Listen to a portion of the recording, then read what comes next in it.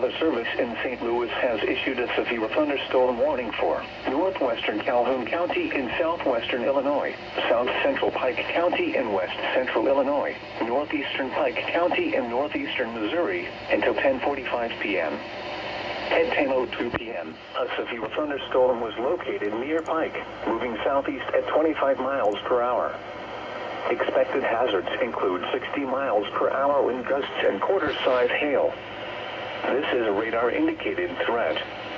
The following impacts are expected. Hail damage to vehicles is expected. Expect wind damage to roofs, siding, and trees. This severe thunderstorm will be near Louisiana and Pike around 10:05 p.m. Pleasant Hill and Clarksville around 10:25 p.m.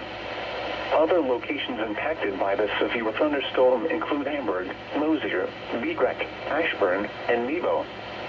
For your protection, move to an interior room on the lowest floor of a building.